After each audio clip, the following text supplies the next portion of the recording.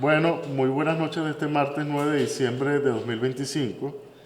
Eh, Hoy vamos a hablar sobre un tema eh, tan importante como desconocido. Hace cosa de un mes, un poco más de un mes, se cumplieron 50 años del inicio de la memorable Operación Carlota. Nosotros hemos titulado esta actividad 50 años de la Operación Carlota, epopeya del internacionalismo cubano.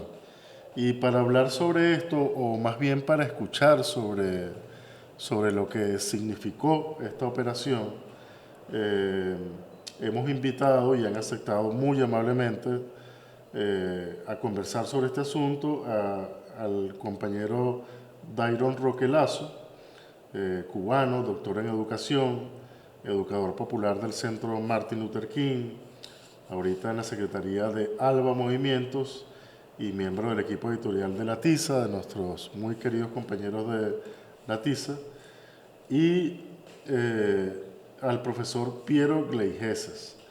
El profesor Piero es doctor en Ciencia Política y Relaciones Internacionales por el Instituto Universitario de Altos Estudios Internacionales de Ginebra, en Suiza, y profesor de Política Exterior estadounidense y Estudios Latinoamericanos de la Escuela de Estudios Internacionales Avanzados de la Universidad Johns Hopkins, donde está desde el año 72 y sigue estando hasta el presente. El profesor Gleijeses es autor de numerosos trabajos y artículos periodísticos, en revistas, en publicaciones académicas especializadas, de varios libros sobre Cuba, sobre Guatemala, sobre República Dominicana, sobre la presencia estadounidense en Centroamérica, etcétera. Tiene muchas publicaciones, pero es en particular el autor de un libro que es nosotros estuvimos indagando y es como es el libro clásico sobre la materia. De hecho, profe, le comento, cuando invitábamos a Roque a esta conversa, a esta actividad, él nos decía que, bueno, que buena parte de lo que conoce y de lo que aprendieron en Cuba sobre la Operación Carlota, lo aprendieron gracias a su extraordinaria investigación que está, bueno, adquirió, digamos, la forma de un libro titulado Misiones en Conflicto, La Habana, Washington y África, un libro que fue publicado, entiendo, tanto en inglés como en español en La Habana por la editorial de Ciencias Sociales en el año 2002. Después ha tenido, entiendo que fue publicado años más tarde una edición corregida y bueno, ha tenido varias reimpresiones. De hecho, nosotros la que estuvimos leyendo creo que es una edición de 2015. Eh, entonces, bueno, antes de pasarle la palabra a Ricardo para que salude y antes de, de- de darle la palabra, profesor Leijeses, eh, nosotros, bueno, lo que queríamos era que nos contara sobre su investigación, eh, sobre que nos hablar un poco sobre el contexto histórico, geopolítico en el que ocurre esta Operación Carlota y bueno, por supuesto conocer su mirada sobre ambas cosas, tanto sobre su investigación como del acontecimiento histórico en sí mismo 50 años después, ¿no? Eh, entonces, bueno, eh, le doy la palabra a Ricardo antes de darle la palabra a usted, profesor, y luego al compañero Roca. Sí, bueno, gracias Reinaldo, un gusto estar acá. Saludos a Rocky, al profesor Piero Gleijeses. Y nos costó conseguir una fecha que funcionara, pero es un honor poder contar con los dos aquí en esta conferencia. Y con el profesor Gleijeses podríamos quedarnos aquí toda la noche hablando del internacionalismo cubano y de su investigación.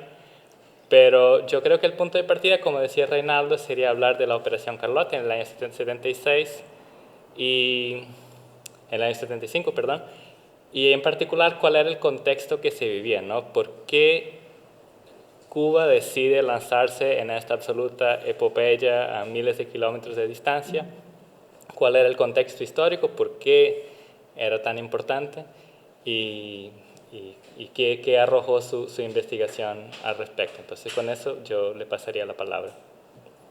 Entonces, voy a empezar hablando un poco del contexto histórico. Lo que tenemos en abril del 74, cae la dictadura portuguesa y había lucha armada en 3 colonias portuguesas en África: Guinea-Bissau, Mozambique y Angola. En lo que se refiere a Cuba, en el 74, 75, comienzo del 75, Cuba parecía tener una política exterior bastante, relativamente casi pasiva, diría. Hubo una ofensiva guerrillera respaldada por Cuba en América Latina en la década de los 60. Bueno, no tuvo éxito. Cuba había tenido una presencia en África, pero se sabía muy poco de esto.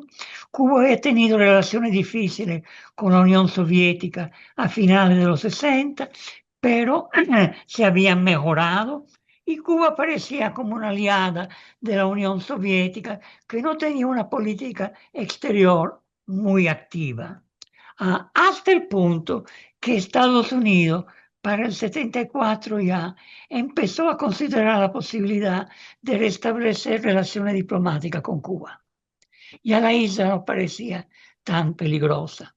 Y a comienzos del 75 empezaron conversaciones entre Estados Unidos y Cuba, conversaciones secretas. Por el otro lado, Cuba había respaldado la lucha del MPLA, del Movimiento de Liberación Angoleño, a mediados de los 60, hasta con algunos cubanos que habían peleado dentro de Angola. Pero bueno, en el 67 la participación militar cubana se había terminado. Cuba seguía dando respaldo moral, respaldo político, pero no era nada de otro mundo. Y lo que pasa en el 75, empieza la guerra civil en Angola. Había 3 movimientos: el MPLA, que representaba lo mejor del pueblo angolano, y los otros movimientos, la UNITA y FNLA, que tenían líderes anticomunistas que en realidad eran bandidos. Hasta cuando yo entrevisté al jefe de la oficina de la CIA en Angola, en Luanda, y el cónsul general de Estados Unidos en Luanda en el 75. Estados Unidos no tenía relaciones diplomáticas con Angola en aquel momento. Los dos me hablaron con menosprecio de la UNITA y del FNLA. Pero bueno, cuando empieza la guerra civil, Kissinger decide de empezar una operación encubierta para acabar con el MPLA. Y lo que hay es una operación paralela de Estados Unidos y Sudáfrica. Los surafricanos no actúan como títeres de Estados Unidos. Ellos tienen sus propios intereses. Pero Estados Unidos y Sudáfrica coinciden que hay que aplastar el MPLA. Después, si les interesa, podemos discutir por qué. Y por el otro lado, empieza una operación encubierta paralela de Cuba y la Unión Soviética. Cuba envía instructores que empiezan a llegar en agosto del 75. La Unión Soviética envía armas, pero el papel de Estados Unidos y Sudáfrica en aquel momento es más importante, más fuerte. Y lo que pasa es que el MPLA está ganando la guerra civil. La fecha de independencia en noviembre, el 11 de noviembre del 75, cuando saldrían del país las últimas tropas portuguesas.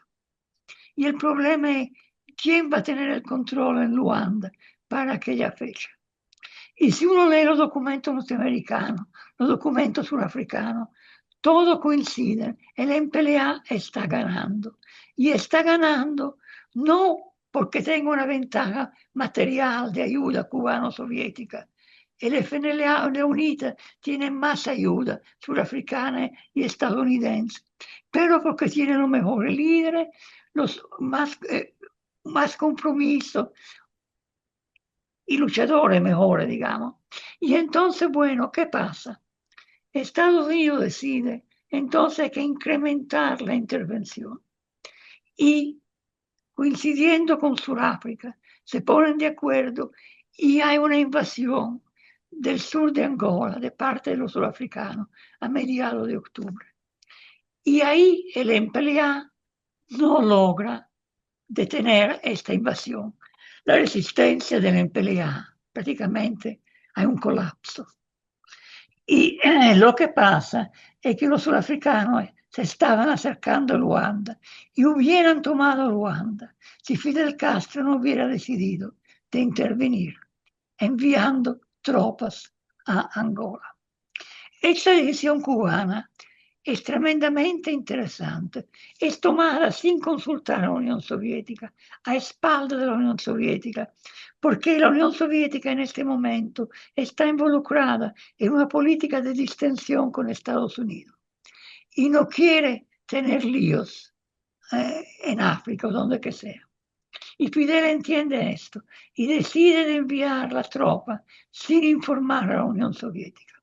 Y la pregunta es por qué lo hace. Y esto es muy interesante. Desde el punto de vista de los intereses de Cuba, eso no le convenía a Cuba. ¿Por qué? Esto podía crear un pleito con la Unión Soviética. Había el riesgo de que los surafricanos incrementaran la intervención y aplastaran la tropa cubana. Además, en aquel momento, Cuba estaba involucrada en una política de acercamiento con Estados Unidos, estas negociaciones secretas de que hablé. Estados Unidos ya había decidido que las sanciones de la OEA contra Cuba iban a ser levantadas.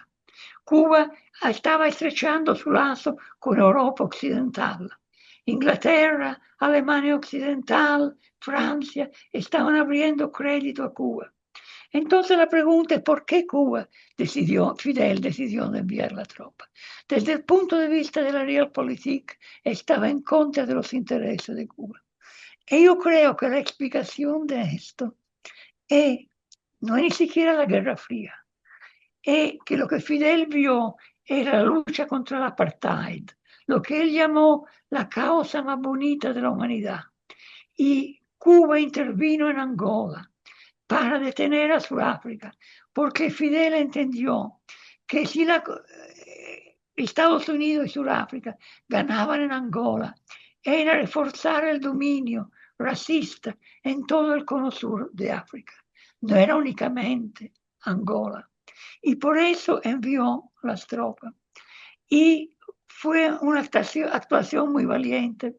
Una de las personas que entrevisté en Cuba, y acabando siendo amigo, era el segundo jefe de la tropa especial, que fue el primer grupo enviado a Angola. Y él me contó de cuando Fidel lo llamó, y a él y a otro jefe de la tropa especial, y les digo, miren, a comienzo de noviembre, me da mucha pena enviarlo, me da mucha pena que yo no puedo ir con usted, porque yo soy el jefe de Estado de Cuba. Lo que yo le digo es esto, usted tiene que seguir peleando mientras que el MPLA siga peleando. Si el MPLA pierde Luanda, pero se retira para seguir la lucha en la selva, en el campo, usted tiene que retirarse con el MPLA y seguir la lucha en el campo. Si el MPLA se desploma, entonces ustedes tienen que salir de Angola. Y este padrón, esta persona me dijo, bueno, yo miré el mapa y me dije, ¿por dónde vamos a salir? Todas las fronteras son enemigos del MPLA. Pero lo que pasa es que los cubanos lograron detener a los surafricanos. Hay una historia secreta de la operación encubierta de Sudáfrica, que fue desclasificada en el 1988.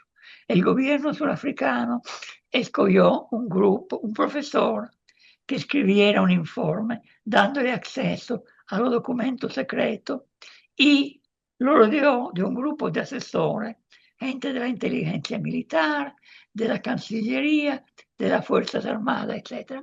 Y escribió este informe, Operasi en Angola. Y es muy interesante cuando uno lo lee, como él habla del valor de las tropas cubanas.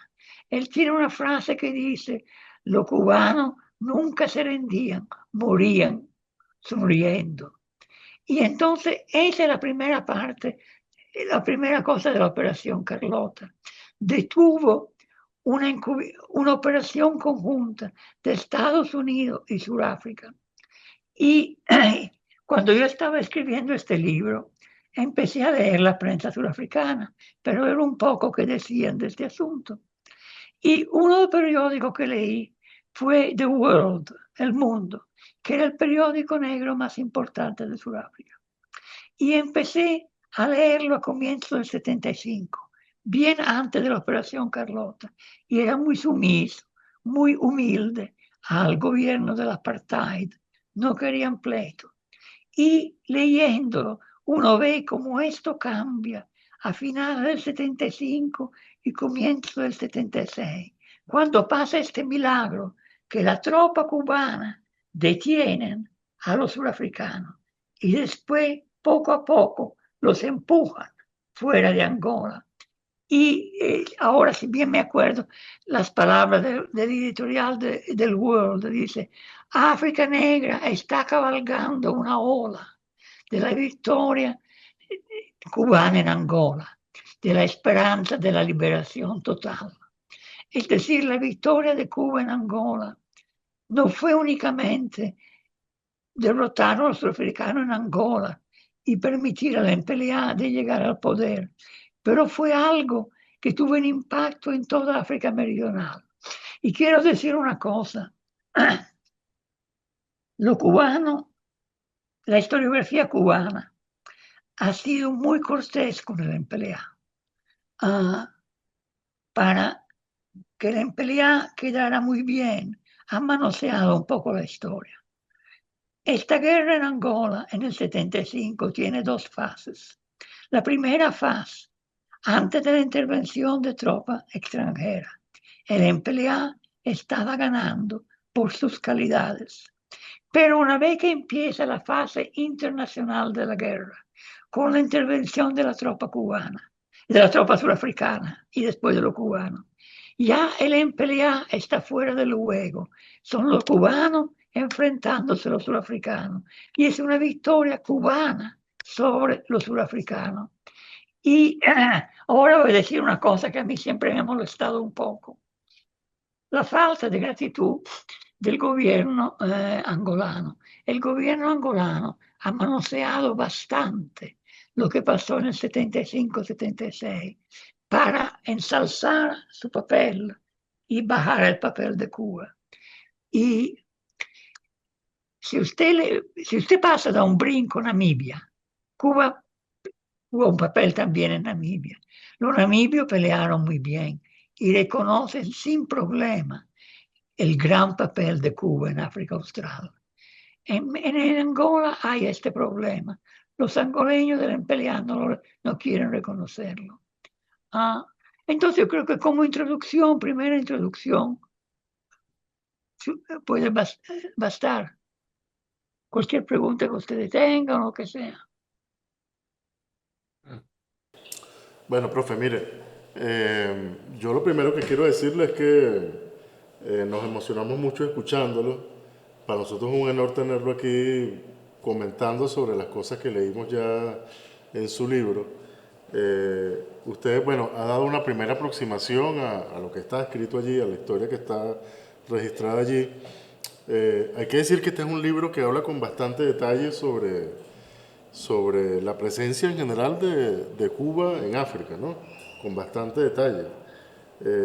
Una presencia que, como usted acaba de comentar, se remonta a por lo menos 10 años antes de la Operación Carlota. Usted detalla allí la presencia del comandante Ernesto Che Guevara en África.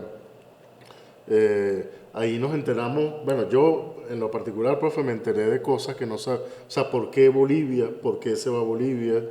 Eh, y Bolivia como parte de un plan, digamos, continental, ¿no? Para la América Latina, luego de lo cual tenía que venir Argentina y Perú. O sea, es una lectura muy, muy fascinante. Como usted lo dice, claro, ya en la segunda mitad de la década de los 60, hacia finales de los 60, ya la situación es otra. La relación del gobierno cubano, bueno, del comandante Fidel Castro en particular, ¿no? Como líder de la revolución cubana con los soviéticos era muy tirante, por no decir que en algún momento básicamente se congeló, ¿no? Pero bueno, luego las circunstancias históricas, geopolíticas cambian y hay que dar un vuelco, ¿no? Hay que dar un viraje. Se produce, ocurren todas estas cosas que usted también ha comentado en términos generales, ¿no? De los acercamientos. Estados Unidos vota contra el bloqueo en la OEA. Eh, es decir, se produce como una suerte de acercamiento, incluso hay una conversación secreta que usted menciona, incluyendo la fecha, con el gobierno estadounidense. Y en un contexto, profe, esa es la impresión que a uno le queda, en un contexto que indicaba que podía suceder cualquier cosa menos que Cuba se involucrara como termina involucrándose en Angola, va y se involucra, no solamente se involucra, sino que lo hace de manera decisiva. Eh, Además, es como habitual en la historiografía de izquierda, ¿no? Es habitual, uno se emociona mucho como leyendo estas historias, eh, teniendo más o menos la certeza de que al final las fuerzas revolucionarias pierden, ¿no? Esta es muy emocionante porque ganamos, pues, ¿no? Sentimos que ganamos. Eh, Toda esa narración de cómo básicamente las fuerzas cubanas detienen el avance de los surafricanos, tanto por el norte como por el sur, pero sobre todo por el sur, ¿no? Que es por donde estaban más comprometidas las líneas, es muy, muy, muy emocionante. Hay un pasaje que eh, un pasaje muy dramático, ¿no? De unos angolanos contando que ellos están retirándose y cuando se retiran se consiguen con los cubanos en un puente esperando que vengan las fuerzas invasoras, ¿no? Y bueno, ellos lo narran con muchísima vergüenza, ¿no? ¿Qué otra cosa? Bueno, la sorpresa da mucho, mucho gusto leer una, dos, tres, en tres oportunidades, en varias oportunidades. O sea, leer su reseña sobre la sorpresa de Kissinger, ¿no? Es, es difícil sorprender a un personaje como Kissinger, ¿no? Y los cubanos, bueno, básicamente desconcertaron a Kissinger, ¿no? Subestimaron completamente la capacidad, bueno, de lo que Cuba podía ser capaz, ¿no? Los relatos sobre que usted tuvo la oportunidad de entrevistar a varias personas, a varios, bueno, soldados cubanos, ¿no? Y entonces le contaban sobre la preparación en Cuba, o sea, cómo todo el que fue para Angola fue voluntario, por ejemplo. Eh, es una historia verdaderamente fascinante, muy, muy fascinante. Eh, Déjeme preguntar una sí, cosita. claro. Sí, para seguir un poquito más antes de pasarle la palabra a Roque, si pudiera contarnos un poco más de los capítulos siguientes, digamos, ¿qué fue concretamente lo que pasó una vez los cubanos llegan a Angola? Incluso para tener noción de la dimensión de la intervención, porque no fueron 500 ni 1000 soldados, fue una intervención a gran escala, entonces saber cuál fue el plan de Cuba para efectivamente impedir la caída de Luanda. Y por otro, una cosa que me parece muy, muy interesante. Mira, quando Cuba intervino, Los soviéticos no dieron a los cubanos ningún respaldo logístico. Las tropas cubanas empezaron a llegar con los viejos aviones Britannia que ellos tenían y por barco. Entonces, para finales de diciembre del 75, había más o menos 3.500 cubanos en Angola. Cuando yo escribí Misión en Conflicto, no tuve el acceso a los archivos cubanos tal como lo tuve para mi segundo libro, Visiones de la Libertad. Y entonces hay un hueco que yo tuve en mi investigación, que la respuesta soviética a la decisión de Fidel. Por un lado, la respuesta soviética se ve que hasta enero los soviéticos no dieron ningún respaldo logístico. Claramente estaba molesto, pero yo no tengo documentos de las comunicaciones entre el soviético y el cubano. Pero estaba molesto y Cuba lo hizo por su cuenta sola. Pero lograron parar a los surafricanos. Y finalmente el gobierno soviético decidió que, bueno, la intervención estaba teniendo éxito. Y entonces mejor se ponían abiertamente del lado de Cuba a respaldar Cuba. Y entonces ya empezaron a ayudar el envío de tropa cubana, pero solo a final de enero. Y esto significa que después con la ayuda, déjeme decir una cosa muy interesante. En Estados Unidos y en Europa Occidental, le resulta muy difícil a los estudiosos, a los periodistas norteamericanos de Europa, aceptar que este país tan pequeño, país subdesarrollado, hiciera algo tan grandioso. Y entonces ellos han seguido escribiendo que los cubanos llegaron a Angola con el respaldo logístico de los soviéticos. Lo que es patético es esto, que en realidad, si uno va a los archivos aquí en Washington, que están abiertos, uno puede ver cómo llegaron los cubanos a Angola. Porque en el momento que las tropas cubanas empiezan a llegar a Angola, Kissinger recibió un informe diario sobre la llegada de la tropa cubana a Angola. Y ese informe diario decía que eran los cubanos que llegaban con su barco y con sus aviones. Y a pesar de esto, los norteamericanos, los europeos, siguen escribiendo del apoyo logístico de los soviéticos, porque no pueden aceptar que este país tan pequeño hiciera algo tan grandioso. Bueno, de todas maneras, como ustedes dijeron, Kissinger no sabía cómo responder. Y los cubanos empujaron a los surafricanos fuera de Angola. Para abril del 76 había 36.000 soldados cubanos en Angola. Porque la idea de Fidel, que sigue la misma después, en los 80, era, si hay que dar una batalla, hay que hacerlo con grandes fuerzas. Y si lo hacemos con grande fuerza, a lo mejor ni siquiera hace falta dar la batalla, porque se van a retirar. Y esto es lo que pasó. Una vez que hay bastantes miles de soldados cubanos en Angola, los surafricanos se retiraron. Y entonces, bueno, Fidel hubiera querido. Hay conversaciones interesantes de Fidel con el presidente Neto. Déjeme hacer este paréntesis. El MPLA ha tenido un montón de errores, un montón de fallas, pero en una cosa tuvo una posición vertical, que ya antes de llegar al poder, la posición del MPLA era: la lucha no se termina en Luanda, la lucha se termina en Ciudad del Cabo, en Sudáfrica, con la derrota del apartheid.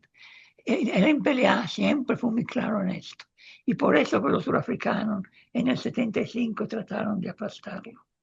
Cuando Neto llega al poder, el presidente del MPLA, prácticamente hay una división de trabajo entre el MPLA la Unión Soviética y Cuba. El MPLA ofrece el territorio. Los soviéticos ofrecen las armas y Cuba ofrece los hombres que van a entrenar a los guerrilleros.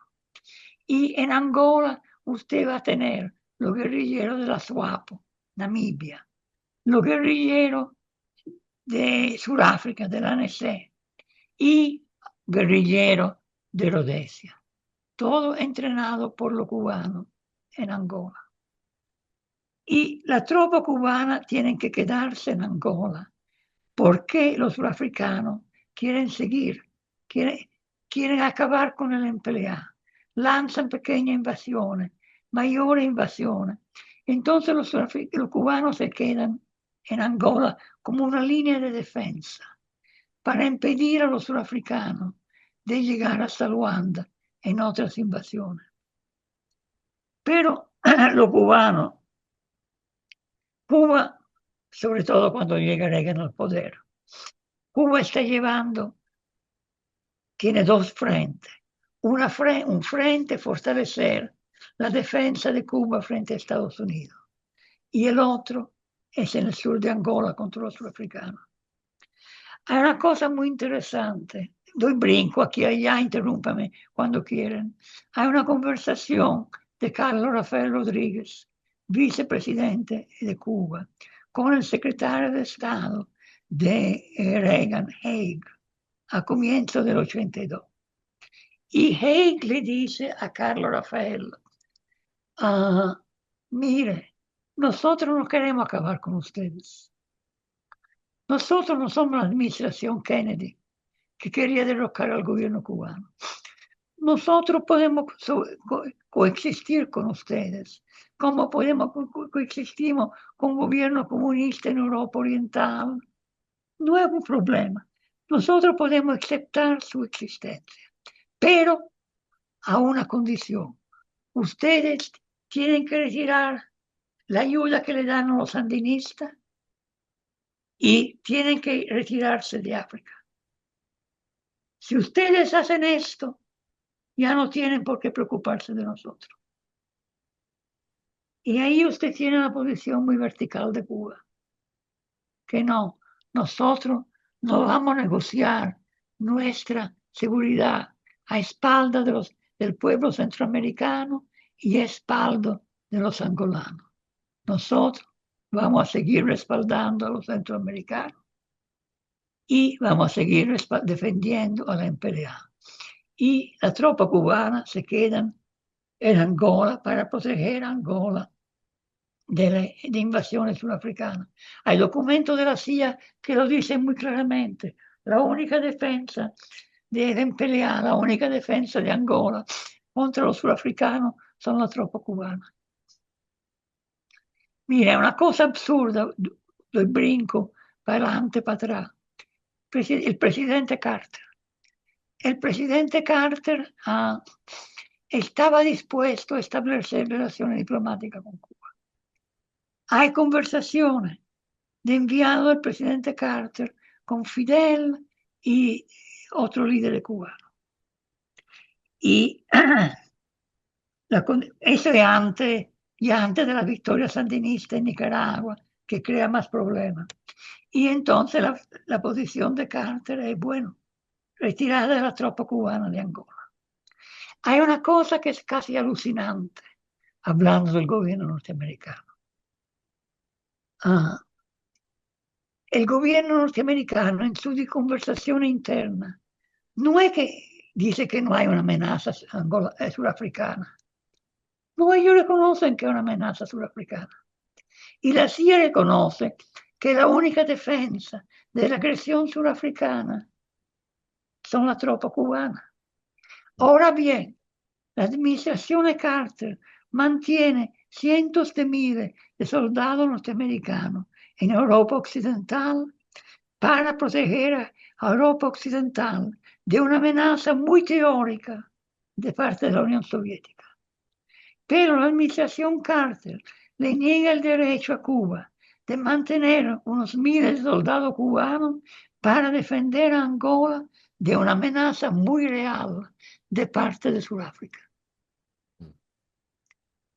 è una cosa di otro mundo.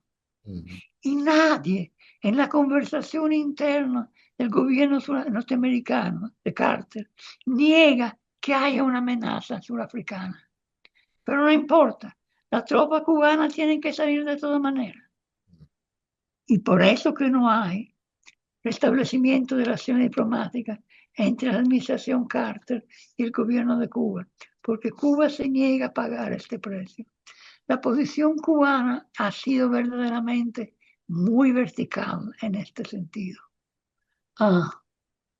Y bueno, eso sigue así. Y entonces los cubanos, a mediados de los 80, le piden a la Unión Soviética que le dé armas modernas, verdaderamente modernas, no solo para la defensa de Cuba, que las tienen, de una posible agresión norteamericana, pero también para impedir las invasiones surafricanas del sur de Angola. Porque prácticamente, como que los cubanos tienen una aviación débil en Angola y los surafricanos tienen una aviación muy fuerte. Los cubanos se han retirado de la frontera entre Angola y Namibia y han establecido una línea de defensa a unos 200 kilómetros al norte de la frontera. Y los cubanos quieren regresar a la frontera. Y Fidel, por ejemplo, cuando llega Gorbachev al poder, hay conversaciones de Fidel con Gorbachev, donde le dice, bueno, denos las armas. Donde le dice, queremos cortarle las garras a los surafricanos para que salgan de Angola de una manera definitiva. Y Gorbachev no le da las armas, no le da las armas, no le da las armas. Y la razón es porque los soviéticos tienen miedo que los cubanos, si tienen las armas más modernas para echar a los surafricanos fuera de Angola, después pueden cruzar la frontera y entrar en Namibia, que es la última colonia de Sudáfrica, para liberar a Namibia, lo que crearía una gran crisis internacional, etcétera, etcétera. Y para terminar esto rápidamente, después si ustedes quieren podemos regresar. Lo que pasa en el 87 es que hay el famoso escándalo Irán-Contra, que debilita mucho a Reagan en Estados Unidos. Y entonces los cubanos deciden, Fidel decide, que ahora podemos enviar nuestras mejores armas a Angola, porque la administración Reagan ya no va a atacar a Cuba. Hay una frase de Fidel que dice, la guerra ya no es aquí, la guerra es allá. Y entonces, a mediados del 88, Cuba envía sus mejores pilotos, sus mejores aviones, sus mejores tanques, sus mejores sistemas de defensa antiaérea móviles, los envía a Angola. Y empieza la ofensiva cubana contra los surafricanos en el sur de Angola. Y la tropa cubana echan a los surafricanos del sur de Angola y llegan a la frontera. Y eso entonces es que obliga a los surafricanos y a los gringos a negociar con Angola y con Cuba para terminar la intervención surafricana, que seguían dándole ayuda a la banda armada de la UNITA, y aceptar también la elecciones libres en Namibia, que era algo que los surafricanos no querían en lo más mínimo, porque si había elecciones libres, ganaría el movimiento de las SWAPO, el movimiento rebelde, los que habían luchado por la independencia de Namibia. Y además de perder Namibia, los surafricanos tenían miedo por el impacto psicológico que esto tendría sobre el pueblo negro en Sudáfrica y sobre los blancos por otro lado. Y entonces lo que tienen en el 88, en un sentido, es una continuación del 75-76. Por segunda vez, los cubanos echan a los sudafricanos fuera de Angola. Y esta vez, cuando yo escribí el segundo libro, yo tenía un acceso mucho más completo a los archivos cubanos y además los archivos surafricanos estaban abiertos. Y entonces, en lo que se refiere a los archivos cubanos, lo que es muy interesante es el encontronazo entre Fidel y Gorbachev. Lo que pasa es, cuando Fidel decide de enviar los refuerzos a Angola en noviembre del 87, para ya echar a los surafricanos de Angola una vez para siempre, envía al viceministro de Defensa de Cuba, el general Ulises Rosales del Toro, a Moscú para informar a los soviéticos. Y Ulises se reúne con el mariscal Akromeyev, que era el jefe de Estado Mayor Conjunto de la tropa soviética, de la Fuerza Armada Soviética. Un hombre muy honrado, muy respetuoso de los cubanos. Y entonces hay algo que es divertido. Por un lado, Ulises lee un documento en que explica que Cuba ha decidido enviar la tropa, los refuerzos, etcétera, etcétera. Y Akromeyev pregunta, entonces, ¿cuándo van a salir los refuerzos cubanos? Y Ulises contesta, no, ya salieron, ya están saliendo. Y el oficial cubano que tomaba la nota escribe en su nota de la reunión que se ve una mueca de disgusto de parte del mariscal soviético. Pero al otro lado, Ulises no solo le lee al mariscal, a Komeyev, la nota cubana, pero al mismo tiempo dice también las armas que los cubanos quieren recibir de la Unión Soviética, porque han estado enviando todo a Angola. Y hay una carta, una carta corta que Gorbachev le envía a Fidel, quejándose de que Cuba ha tomado esta decisión sin consultar a la Unión Soviética. Ese es el tipo de documento que yo no tuve para el 75, pero lo tuve para el 87, 88. Y Fidel le responde, después contesta dándole una cátedra. No había que consultar. Lo que había que hacer era actuar, etcétera, etcétera, etcétera. Una respuesta muy fuerte. Me costó sangre y lágrima conseguir el documento, pero valió la pena. Y entonces los cubanos intervienen en Angola, con más tropas, con las mejores armas. Y la Unión Soviética tiene que decidir qué hacer. Vamos a darle a los cubanos las armas que ellos piden, porque han enviado todas sus mejores armas a Angola. Y durante, creo que el documento dice 88 días, los soviéticos no contestan, ni sí ni no.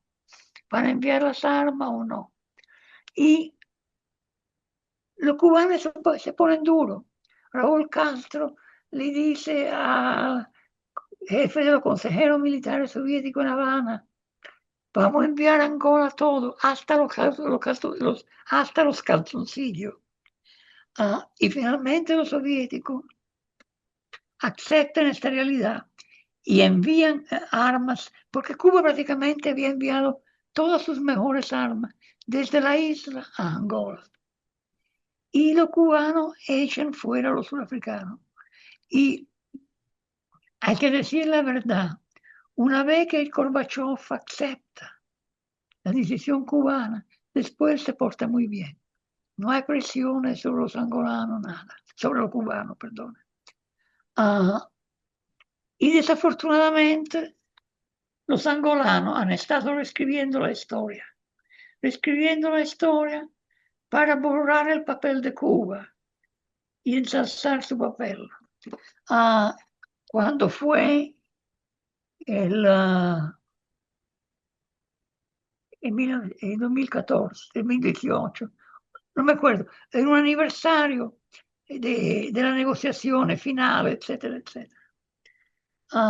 El presidente de Angola dio un discurso donde habló de la negociación en el 88 entre angolano y surafricano con la mediación de Estados Unidos. Y borró a Cuba completamente. Mientras quien resolvió el problema en el 88 fueron los cubanos. Y yo entrevisté, una de las cosas lindas que tuve, fue entrevistar a los combatientes namibios que habían estado luchando por la independencia de Namibia. Y hasta esta ofensiva cubana para los namibios, entrar en Namibia era muy duro porque tenían que avanzar por 200 kilómetros desde la línea de defensa cubana en el sur de Angola hasta la frontera para después entrar en Namibia. Una vez que empieza la ofensiva cubana en el 88 hacia la frontera, ellos pudieron avanzar hacia la frontera ya sin tener que esconderse, con la protección de la tropa cubana. Y yo he leído, cuando yo estuve en Namibia, en Sudáfrica, la última vez, tuve acceso a los documentos surafricanos, inclusive a documentos que todavía no habían sido desclasificados. Movilicé una cadena de ayuda, la embajada cubana, surafricanos que ella conocía, gente de la ANESE, etcétera, etcétera, y conseguí los documentos.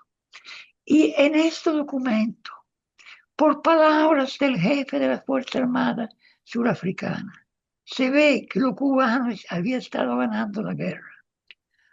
El jefe de la Fuerza Armada surafricana, el general Heldenhuis, en una reunión del Consejo Supremo del gobierno surafricano en agosto del 88, dijo: si nosotros nos enfrentamos con toda nuestra fuerza contra los cubanos, tenemos que aceptar que dentro de un pocos días vamos a perder nuestra aviación, porque la aviación cubana en Angola ahora es más fuerte que nuestra aviación.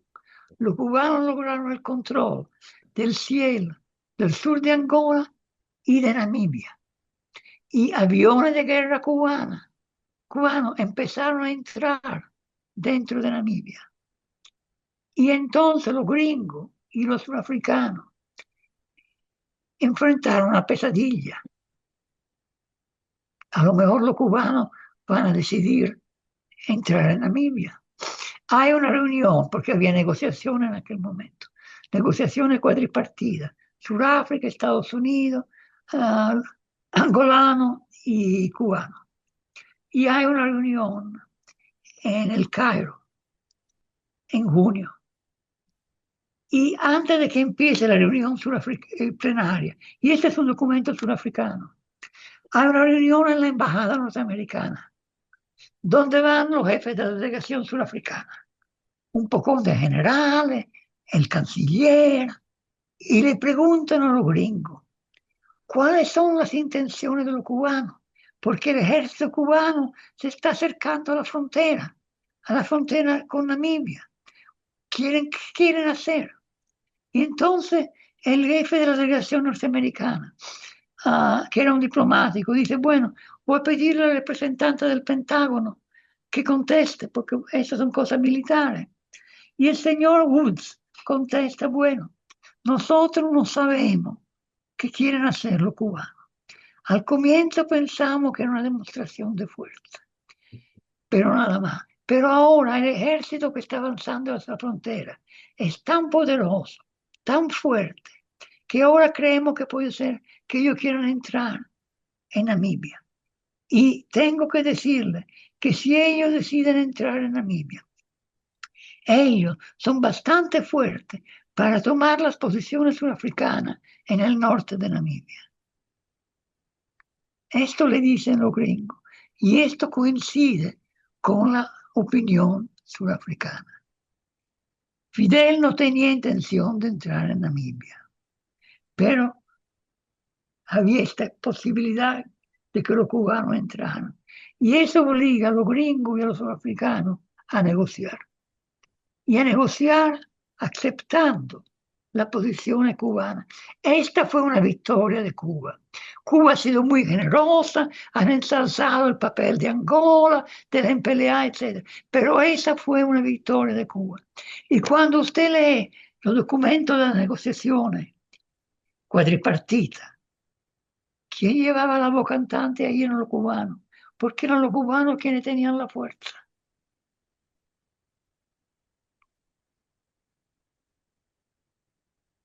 Y entonces, Es una gran deuda que Angola tiene con Cuba. Ah, y hay más de esto. Esto obliga a esta selección libre en Namibia que gana la swap. Y el impacto, yo no soy un gran conocedor de la historia de Sudáfrica, pero bueno, sé lo que dijo Mandela.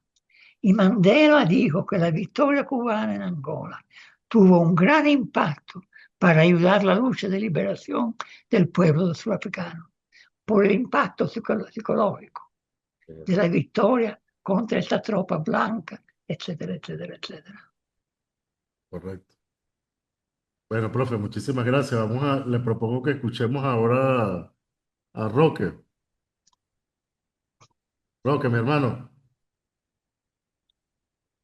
Eh, Buenas noches. No, yo pudiera quedarme igual toda la noche escuchando al profesor Piero, eh, por razones obvias, ¿no? Porque por, ha logrado sistematizar de una manera eso que para mí, como para las cubanas y los cubanos, fue una cosa que vivimos o vivieron nuestros padres, nuestras madres, nuestros tíos, y sistematizarlo ha sido un gran aporte.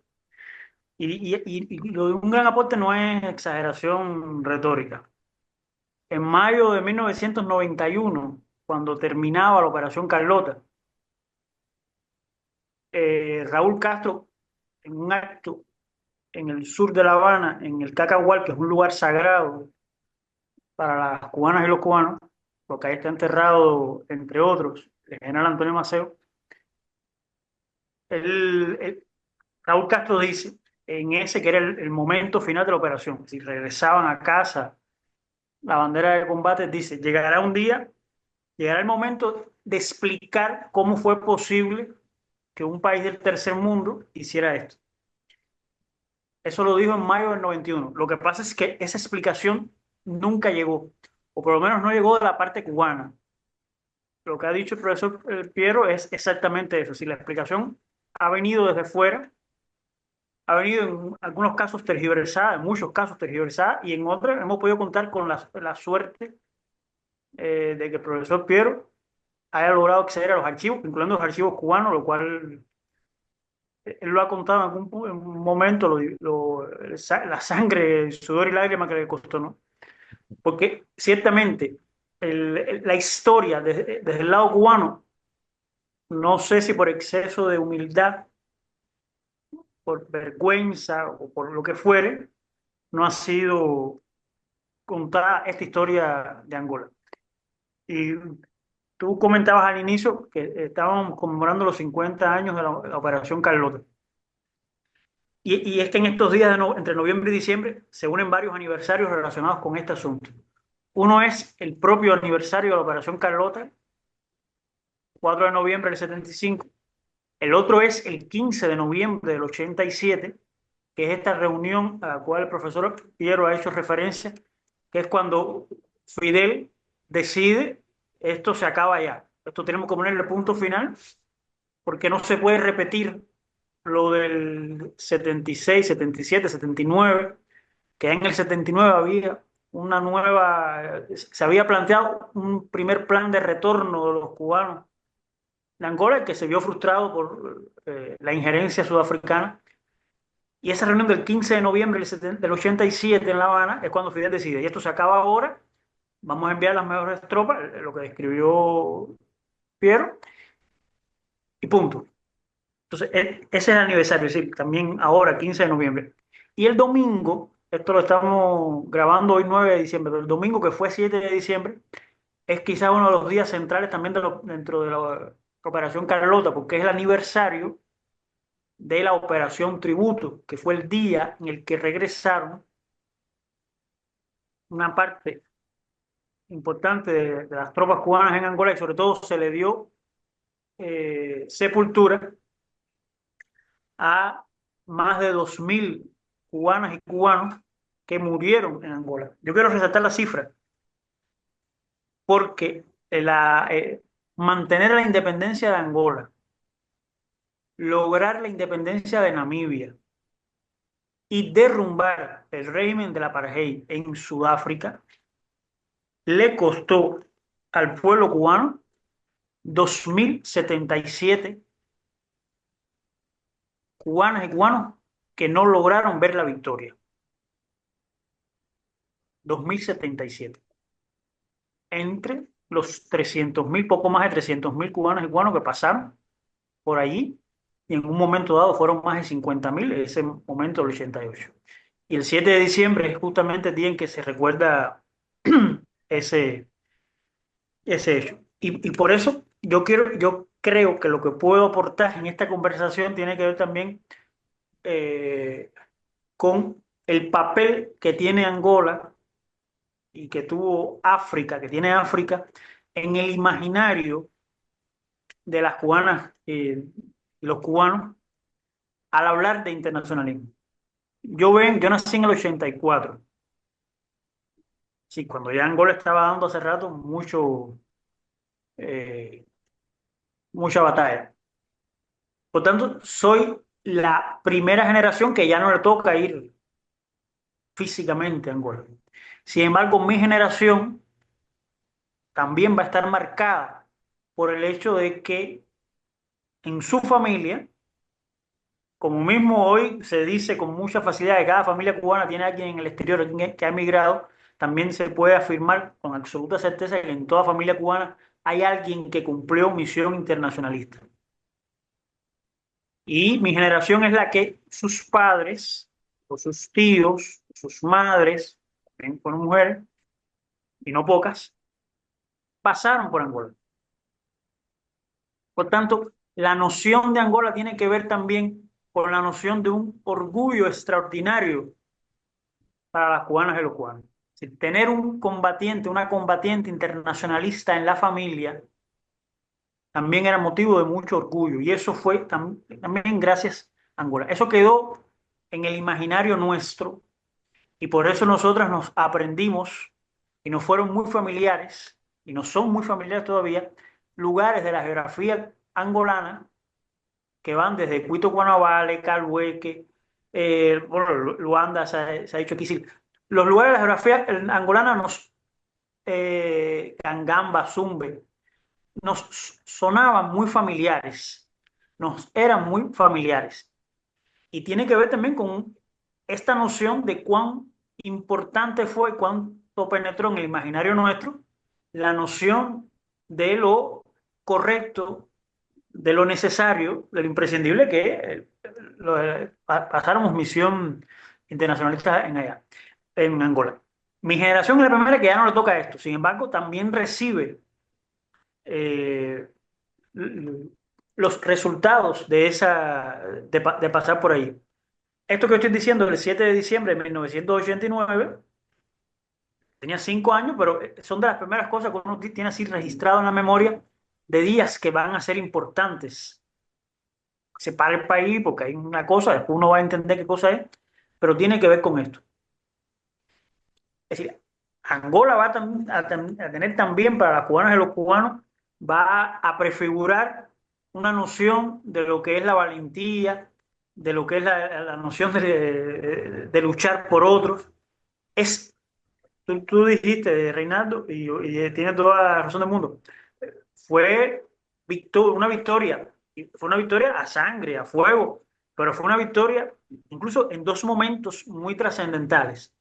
En el año 75 se lograron mantener la independencia de Angola. Ahora uno no se da cuenta, pero la proclamación de la independencia de Angola fue el 11 de noviembre del 75. Y unas semanas después se celebraba en La Habana el primer congreso del Partido Comunista.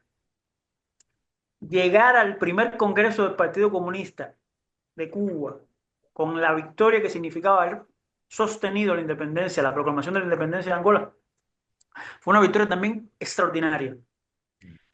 Eso que se ve muy lejano, pues han pasado 50 años, pero no tiene la magnitud de lo que tuvo en aquel momento, porque nosotros veníamos, y yo creo que eso es lo que decía Piero en su intervención inicial, de un contexto en el cual habíamos sufrido, estoy hablando del año 75, del cual habíamos sufrido del 67 para allí, para el 75, habíamos sufrido derrotas y no pocas. Habíamos sufrido la derrota terrible del asesinato, de la caída en combate del Che en Bolivia. Terrible. Habíamos tenido que cargar con las consecuencias de la invasión soviética a Checoslovaquia en el 68. Habíamos sufrido la derrota terrible de la zafra de los 10 millones en el 71. Habíamos sufrido la derrota, también terrible para nosotros, del derrocamiento violento del presidente Salvador Allende Gossens en Chile, 2 años antes. Entonces sí, es cierto que había un contexto en el cual parecía que Cuba se podía reincorporar a la dinámica del sistema regional. En el año 72 habíamos establecido las primeras relaciones diplomáticas con países del Caribe, el 8 de diciembre. Estaban estas conversaciones secretas de las cuales se hablaba aquí, pero lo que es cierto es que en el saldo veníamos de muchas derrotas, del 67 para acá.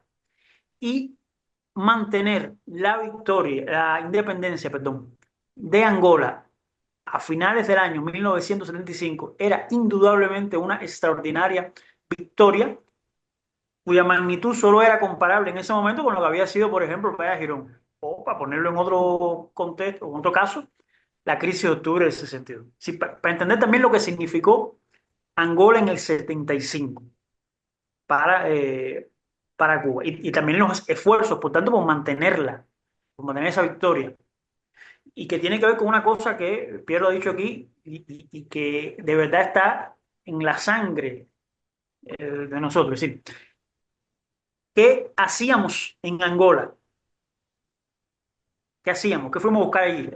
Nada. Es decir, la realpolitik o el pragmatismo lo que indicaba que no teníamos que hacer nada allí. Una cosa que estaba, un país que estaba a miles de kilómetros de nosotros, el cual tuvimos que llegar en esos viejos aviones Britannia, los barcos destartalados, en fin. Pero, ¿qué significaba? Significaba una cuestión de principio que eso se introyectó en nosotros como, aunque vaya en contra de lo que dicta la realpolitik, hay que estar allí. Y eso se convirtió en un sentido de Estado, pero también se convirtió en un sentido de la gente. Entonces, Angola en el 75 significó una victoria muy necesaria. Y esa victoria estaba reflejada, yo lo que puedo hablar es cómo entra esto en el imaginario, ¿no? Se reflejó durante toda esa década, todo el final de la década de los 70 y después en los 80, se reflejó en el imaginario popular. Y cuando usted revisa la producción cinematográfica o la producción televisiva de Cuba en esos años, esos 15 años, va a encontrar cosas, títulos que van, estoy hablando de algunas que para los cubanos son memorables y que invitaría a quienes están viendo esto que lo busquen porque está disponible. Por ejemplo, algo como Algo más que soñar, una novela cuyos protagonistas son jóvenes que van a Angola, uno de los cuales muere. Hay toda una manera de contar la historia que también tiene que ver con esto, con la valentía, con el honor, con la necesidad, el por qué se iban allí. Y eso está presente en cosas que pueden ser así, en producciones que pueden ser entendidas como una mala lectura, diría, ¿no? De propaganda, que no tiene nada de propaganda, pero también están en cosas, o en producciones que son novelas típicas de amor. Y estoy pensando ahora en algo como Sin perder la ternura. Lo pueden buscar también en internet. Entonces, esa victoria del 75 va a estar presente. Y después la del 87, 88, que es la victoria de Cuito Cuanavale, y por eso yo hablo de lo que significa también para mi generación, que ya no estuvo, porque no lo tocó, físicamente no tenía posibilidad de hacerlo, pero sí sus padres, que yo de las primeras cosas que recuerdo es que a mi papá, yo lo tengo que acompañar, siendo yo un niño, a que le impongan una medalla, un acto de imposición de una medalla, donde estaba la gente del barrio.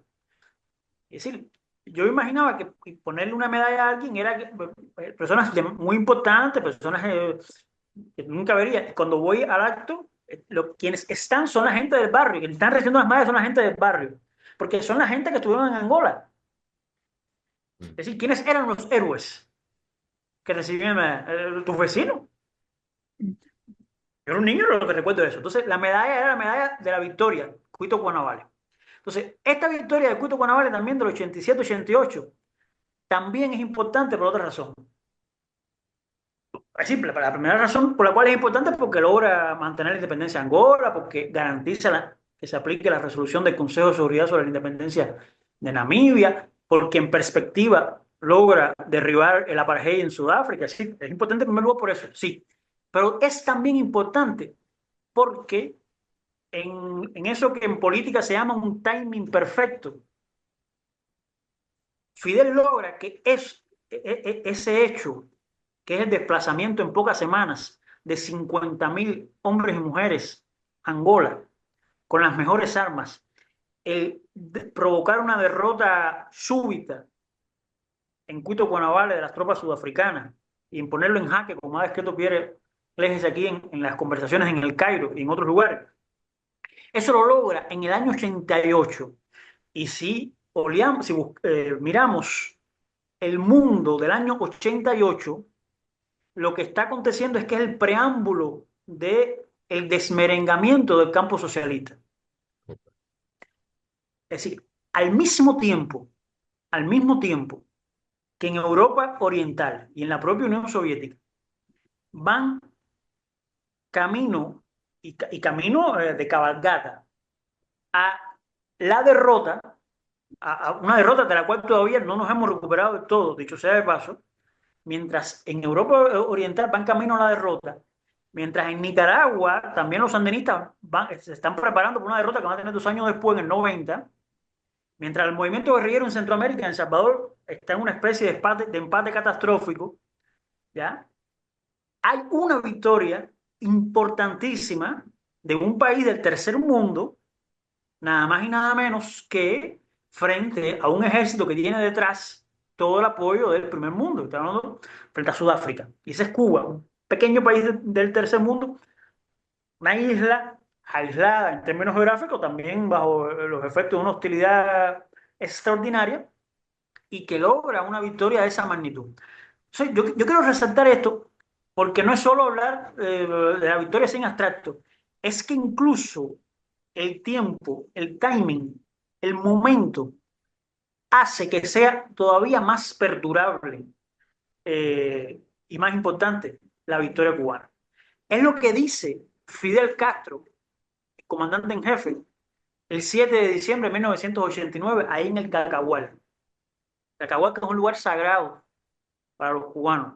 Yo invito a todo el que vaya a Cuba que llegue allí en Cacahual.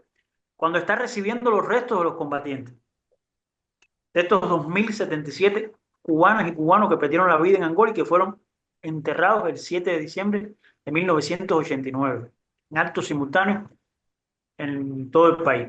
Es lo que está diciendo Fidel Castro. Fidel dice en el discurso que da ese día, que además lo lee, en una época en que él no leía habitualmente, sino que improvisaba, pero que no quiere que se le vaya nada de lo que está diciendo, él se dedica a explicar nuevamente, por si quedaron dudas, cuáles son las razones y a desmontar uno por uno los argumentos y a exponer la posición de principios de Cuba. Y en ese discurso del 7 de diciembre de 1989, él pone en contexto la victoria cubana en Angola porque dice, es que mientras nosotros estamos en esto, mientras nosotros vamos a demostrar que con principios, con firmeza, con un poco de valor, se pueden hacer estas cosas, hay otros que están traicionando y a lo grande. Y dedica la mitad del discurso a hablar de lo que está sucediendo en Europa del Este. Y a ir en una crítica para nada velada contra quienes han entregado la bandera del socialismo en Europa del Este. Y por supuesto, comienza a deslizarle también, tampoco de manera velada, las críticas a la Unión Soviética, a quien, con toda la razón, el discurso es público, no se conocía todo lo que se ha conocido después, algunas de estas cosas que ha contado aquí Piero, de cómo los soviéticos no solo se opusieron, sino que en algunos casos torpedearon la, la ayuda cubana en África. Entonces, este Fidel Castro el 7 de diciembre de 1989. Y es lo que dice después Raúl, año y medio después, en mayo de 1991, cuando regresa el último grupo de combatientes cubanos, los acuerdos de diciembre de 1988 en Nueva York, esos acuerdos cuatripartitos, venían acompañados, entre otros, de un acuerdo bilateral entre Cuba y Angola, mediante el cual Cuba y Angola, como países soberanos, se comprometían a una retirada paulatina de las tropas cubanas en los términos en los cuales los países soberanos decidían. Porque eso también es un asunto, voy a hacer un paréntesis aquí importante. Las negociaciones, si Cuba no admitió que lo que fuera adelante fuera la retirada de las tropas cubanas. Y por eso la posición también de Fidel y Raúl era, en Angola vamos a ser fuertes hasta el último día. Y no va a ser primero que nos vamos a ir para resolver el otro problema. Es decir, va a ser el otro problema que se va a resolver, va a ser aplicar la resolución de las Naciones Unidas sobre la independencia de Namibia y después nos iremos nosotros. Cuando el gobierno angolano y el cubano lo decidamos, porque para eso somos estados soberanos. Entonces, preveía un calendario de retorno de las tropas cubanas que debía culminar a mediados de 1991. En un gesto de buena voluntad, ese calendario es acortado unos meses, unas semanas en realidad, y en mayo de 1991, el último jefe de la misión militar cubana en Angola regresa con el último grupo de combatientes cubanos y Raúl Castro en ese discurso, también en el Cacahual, además de decir esto que yo decía, de que algún día habrá que contar cómo fue posible y hasta hoy no ha sido contado, hace una valoración que cuando uno la lee 34 años después y pone en contexto lo que se sabe, lo que apareció en los archivos, empieza a entender qué significan términos como victoria rotunda, es decir, el haber detenido la embestida sudafricana, el haber garantizado la independencia de Angola, el haber logrado la independencia de Namibia. Entiende también la enorme generosidad, eso que dice Piero sobre la generosidad, ese discurso de Raúl del mayo del 91, que pudo haber sido bien desdeñoso de los sudafricanos, porque en última instancia fueron los derrotados. Sin embargo, todavía en ese instante tiende la mano de respeto y pondera lo que fueron las negociaciones y lo que todos tuvieron que ceder en un contexto difícil. Hay una anécdota que Piero tiene en su libro sobre cómo Jorge Riquet, que era el jefe negociador cubano durante las conversaciones, logró básicamente intimidar al norteamericano con aquella frase de yo no te puedo dar una aspirina ni te puedo hacer una amenaza, en referencia a si los cubanos iban a cruzar o no la frontera de Angola a Namibia. Es decir, ni te puedo decir que no lo vamos a hacer porque eso es darte una aspirina, ni te puedo decir que lo vamos a hacer porque es una amenaza. Bueno, Raúl Castro pondera mucho eso. Pero Raúl Castro hace sobre todo una cosa que para mí, yo creo que es el centro de lo que yo podía aportar aquí en ese discurso, hace una cosa que es muy, muy importante. Él dice, sin Angola, sin la epopeya de Angola, y por eso el término que han utilizado para este conversatorio es más adecuado, sin la epopeya de Angola no seríamos tan fuertes como somos hoy. Y lo de fuerte no es solo por la fortaleza militar, la preparación que significó, como yo decía, hasta la generación anterior a la mía, muchos hombres y muchas mujeres pasaron por Angola, tuvieron preparación militar que tuvo que ver con la guerra en sí. No tiene que ver solamente con la fuerza en ese sentido, que también, sino por lo que en términos de fuerza psicológica, de fuerza política, significa la victoria, ¿no? Sí, venimos a la victoria. Y Raúl dice, está hablando de mayo de 1991, es lo que viene a ser el año cero de lo que hasta ahora había sido la mayor crisis que habíamos tenido en Cuba, el periodo especial. Y Raúl lo que dice es, en los nuevos e inesperados desafíos, siempre podremos evocar la epopeya de Angola con gratitud. Esto hoy lo vemos en el 2025, claro, obvio. Pero decirlo en el 91 no era tan fácil. En ese momento en que todo se venía abajo. Y Raúl lo que está diciendo es, miren, estos años que estuvimos allí, no fue solo ayuda que le dimos a ellos, es decir, no fue solo lo que le brindamos a ellos, es que también eso nos va a servir a nosotros. Y nos va a servir en este sentido, en el sentido de no aceptar nunca la derrota. Nos va a servir en ese sentido. Es lo que dice Raúl. Y adiciona, acrecenta lo que ese defensor dice. Es imposible hablar del prestigio y la autoridad que goza Cuba en el mundo hoy sin hablar de Angola. Y es cierto. Es decir, cualquier... los sudafricanos lo reconocen, los angolanos. Es decir, no hay gente honesta que no pueda reconocer, sobre todo gente del pueblo que no pueda reconocer el papel de Cuba en Angola. Es decir, es triste esto que comentaba el profesor Piero sobre la ingratitud en la cual se manifiesta, puede ser lo mismo el gobierno actual de Angola que cualquier otro estamento al hablar de la presencia cubana en Angola, pero popularmente no hay nadie que pueda dejar por fuera lo que significó la presencia cubana en Angola y en África en general.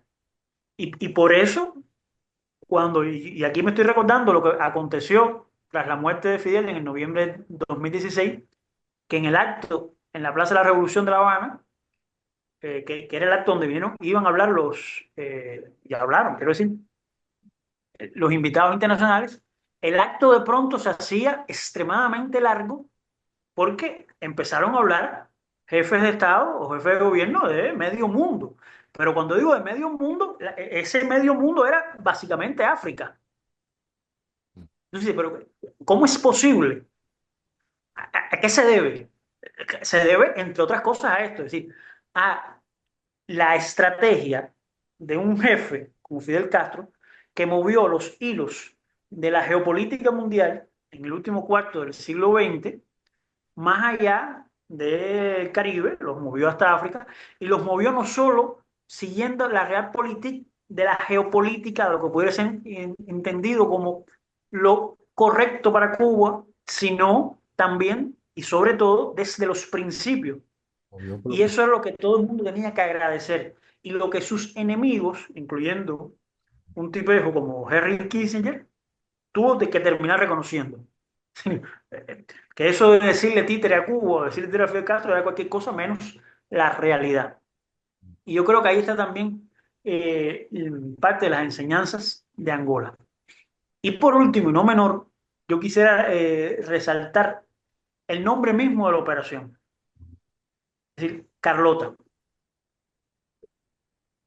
Que, al lector, la lectora, el televidente desprevenido puede resultar un nombre extraño, raro, pero que tiene que ver o es el nombre de una mujer negra, esclava, que protagonizó sublevaciones en la región occidental de Cuba, en Matanzas, en 1800, en la década de los 40 del siglo XIX.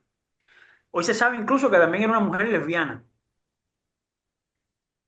Y ese nombre, es decir, el de una mujer negra, y que sabemos más que una mujer negra lesbiana, es el nombre que la dirección del Estado cubano, la dirección de la Revolución cubana, escoge para darle a la más grande operación militar que en toda la historia de Cuba se ha desarrollado fuera del país. Y lo hace en 1975, es decir, mucho antes que se pusieran de moda esas corrientes de reivindicar determinados tipos de reivindicaciones que terminan dividiendo más que uniendo.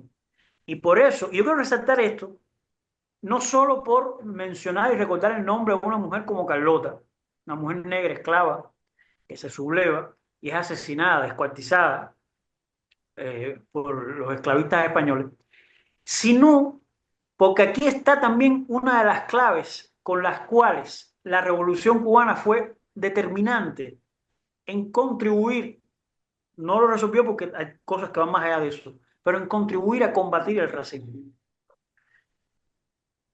Que 300.000, más de 300.000 cubanas y cubanos, blancos, negros, mulatos, atravesaran el Atlántico en avión o en barco para liberar a un pueblo como el angolano, un pueblo esencialmente de gente negra, fue la mayor contribución que pudo haber hecho la revolución para combatir el racismo y para combatirlo con la sangre, de verdad.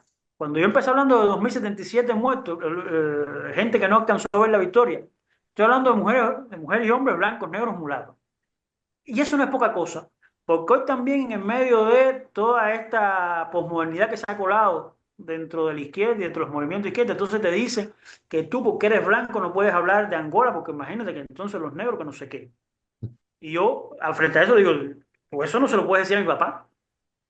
Decirle, a mi papá tú no se le ocurra decirle que porque es blanco no puede ir a hablarte de África, porque él y con él decenas de miles estuvieron allí y dieron, algunos con su sangre, pero sobre todo con su presencia, garantizaron la independencia de eso.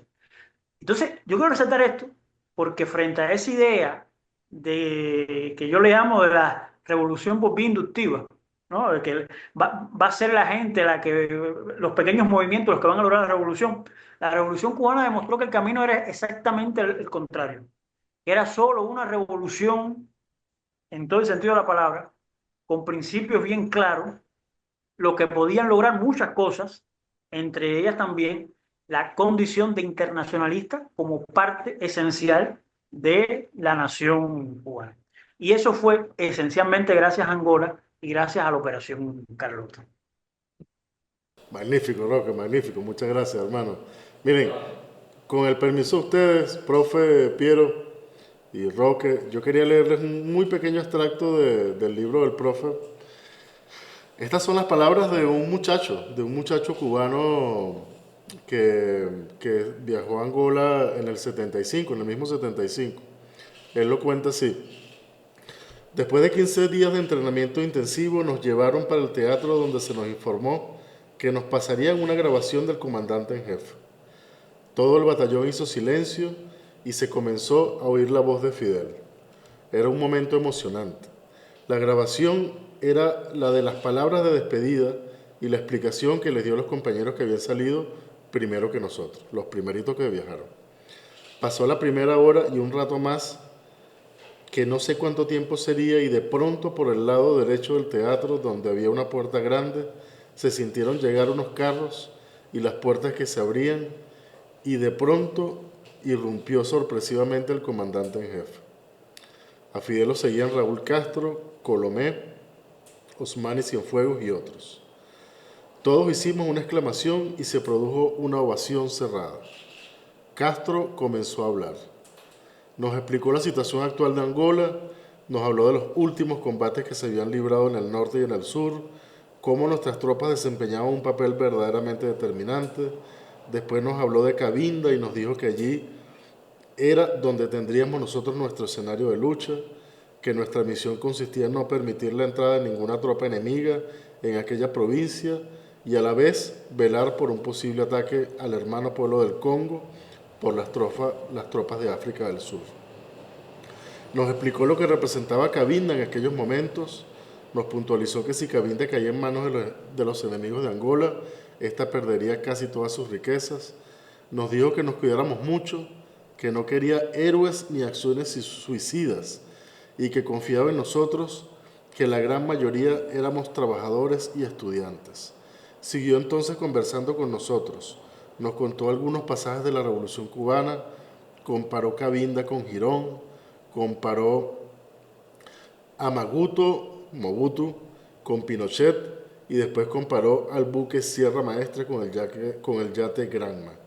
Nos dijo que el Sierra Maestra nos trasladaría para el Congo, que el viaje era largo, incómodo y lleno de peligro, que el mero hecho de llegar sin problemas a Punta Negra significaría un triunfo para nosotros y para la victoria del pueblo angolano. Uno lee estas cosas y se emociona mucho. Profe Piero, no sé si usted quiere decir algunas palabras de cierre.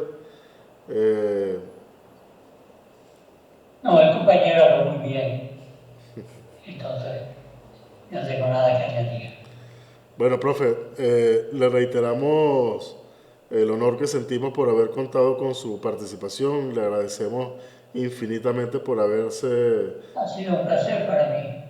Gracias nuevamente. Sabemos que además está atravesando por una situación en lo personal muy delicada. Por lo tanto, bueno, le agradecemos doblemente por su deferencia, por el tiempo que nos ha dedicado. Le deseamos todo lo mejor para usted y su familia. Y bueno, muchísimas gracias por ese trabajo, por esos trabajos sobre, vamos a decirlo así, sobre el internacionalismo cubano, de nuestros hermanos y hermanas de, de Cuba. Y bueno, igualmente, Roque, hermano, muchísimas gracias por tu tiempo, por esa intervención tan lúcida. Muchísimas gracias por el trabajo internacionalista que estás actualmente desarrollando. Y bueno, nada, nuestro agradecimiento además como pueblo venezolano, y un fuerte abrazo fraterno para ambos. Y bueno, vamos a cerrar esta jornada con unas palabras de despedida del compañero Ricardo Vaz. Sí, nada más reiterar el agradecimiento y el placer que fue estar acá. Yo soy de Mozambique y como tal diría que la deuda con Cuba no es solamente de Angola y de Namibia, sino por lo menos de todo el sur de África.